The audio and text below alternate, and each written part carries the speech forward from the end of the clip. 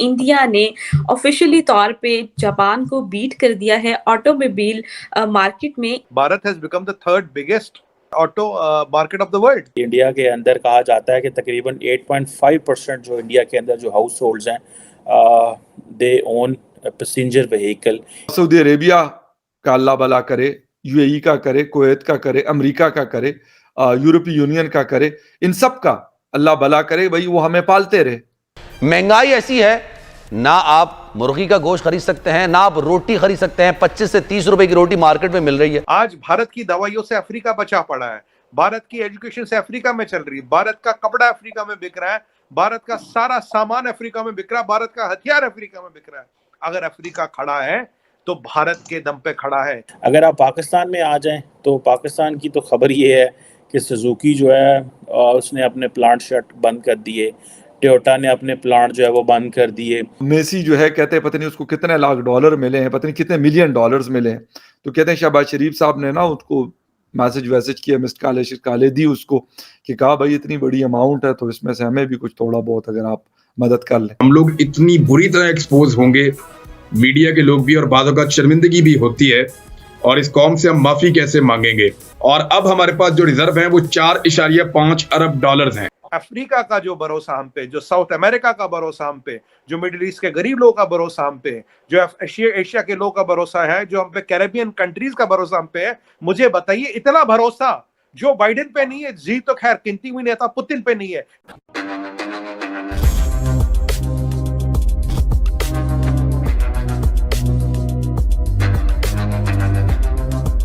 नमस्कार दोस्तों एक और खुशखबरी भारत के लिए आई है, और वो ये है कि अब हम जापान को पीछे छोड़कर दुनिया का तीसरा बड़ा ऑटोमोबाइल इंडस्ट्री बन गए हैं, और इस वक्त हमसे आगे चाइना और अमेरिका है।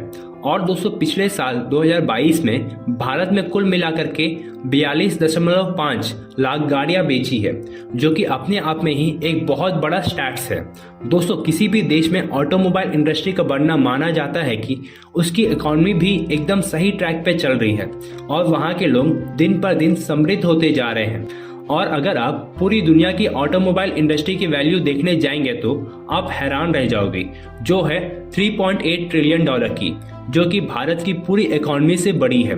और दोस्तों भारत में इस तरह से ऑटोमोबाइल इंडस्ट्री का बढ़ना एक संकेत ये भी देता है कि भारत में अब काफी सारे रोजगार आने वाले हैं। और इसी पे हमारे सड़क परिवहन राजमार्ग मंत्री नितिन गडकरी जी ने कहा है कि आने वाले 2 सालों में भारत की ऑटोमोबाइल इंडस्ट्री डबल होने जा रही है। तो चलिए दोस्तों इसी पर पाकिस्तानी मीडिया का रिएक्शन देखते हैं। खाने वाला आटा है उसका क्या हाल है। खैबर पख्तूनख्वा हो, पंजाब हो, सिंध हो, बलूचिस्तान हो, कश्मीर हो, गिलगित बल्तिस्तान हो, हर तरफ एक अफरा तफरी है। दूसरी तरफ हमारे जो रिजर्वायर्स थे वो तकरीबन इस वक्त रह गए हैं 4.5 बिलियन। और वो क्यों रहे हैं? क्योंकि यूएई इनको कह रहा था कि 1 अरब डॉलर आप हमें वापस कर दें, अगर नहीं करते तो रिशेड्यूल करने के लिए वो मार्कअप जो बता रहे थे वो शायद जितना पहले ले रहे थे उसके वो डबल बता रहे थे। पाकिस्तान उसके लिए गालिबन राजी नहीं था, तो उन्होंने उस जो पैसे थोड़े से पड़े हुए थे, पहले ही डिफिशिएंसी है, पहले ही वो पैसे कम है, हमारी जो 1 महीने का बिल है। लेकिन क्या हो सकता है, क्योंकि उनका पैसा था, देना तो पड़ता है, या उनकी वो बात माननी थी या फिर वो पैसा देना पड़ता था। खैर बहुत सारी बातें हो रही हैं पावर शॉर्टेजेस के हवाले से, नेचुरल गैस जो घरों में जलाने के लिए उसके शॉर्टेज के हवाले से, फूड क्राइसिस, ईडेबल ऑयल, यानी जिस चीज की तरफ आप देखें एक अजीब किस्म की अफरा तफरी है। डिटेल में बात करते हैं इन सारे इश्यूज के हवाले से, और तफसील में जाने से पहले आपसे रिक्वेस्ट है कि जिन जिन लोगों ने मेरे चैनल को सब्सक्राइब नहीं किया, प्लीज चैनल को सब्सक्राइब करना, बेल और लाइक का बटन दबाना ना भूलें। इस वक्त बात करेंगे 2-3 बड़ी इंपॉर्टेंट चीजें हैं। एक तो आईएमएफ हमें जो पिछली दफा उन्होंने 1.52 बिलियन डॉलर का जो इंस्टॉलमेंट थी वो हमें दी थी, लेकिन उस वक्त भी हमें अच्छा खासा रगड़ा दिया था और सही जबरदस्त किस्म की हमारी नाक से लकीरें खिंचवाई थी। इस दफा फिर उनकी कंडीशन उससे भी सख्त है जो पिछली दफा मिफ्ताह इस्माइल साहब आते जाते और पूरी की उन्होंने, और लोगों का दबा के कचूमर निकाला। लेकिन क्या करते, वो तो करके निकल गए, लेकिन हम लोग फंसे हुए हैं।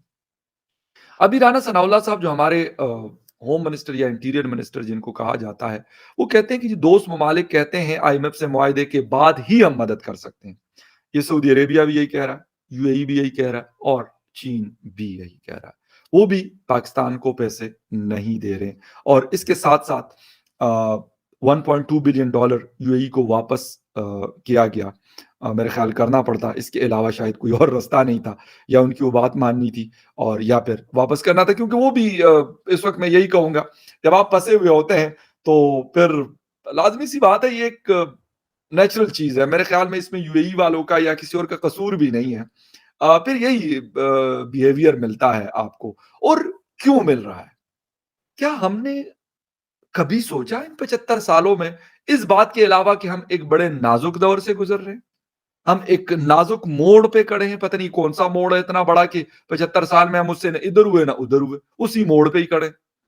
एटम बम बना लिया, 500 किस्म के मिसाइल्स बना लिए, सारा कुछ कर लिया, लेकिन अगर नहीं कर सके तो क्या नहीं कर सके कि सेल्फ सफिशिएंट नहीं हुए, अपनी इकोनॉमी को एस्टेब्लिश नहीं कर सके। और उसके लिए गालिबन हमें काम करने की जरूरत भी नहीं थी, क्योंकि सऊदी अरेबिया का अल्लाह भला करे, यूएई का करे, कुवैत का करे, अमेरिका का करे, यूरोपीय यूनियन का करे, इन सब का अल्लाह भला करे। भाई वो हमें पालते रहे, वो हमें खिलाते रहे, और हम ऐसी अढ़ारामी की हमें आदत हो गई कि हमने कहा यार खुद करने की तो फिर जरूरत ही कोई नहीं है। हमें पका पकाया जब मिल रहा है तो फिर हम क्यों करें यार, खुद जाके आटा ले आए, पहले गंदम उगाएं, फिर उसका आटा बनाएं, फिर उसको घर ले आए, फिर आटा गूंदें, उसकी रोटी बनाएं और फिर खाएं। ये तो बड़ा मुश्किल काम है। हमें डायरेक्ट पकी पकाई रोटी हमारे आके टेबल पे, दस्तरखान पे अगर पड़ी हुई मिल रही है तो हम पागल है कि हम इतनी मेहनत करें। 6 महीने में फसल तैयार होती है गंदम की।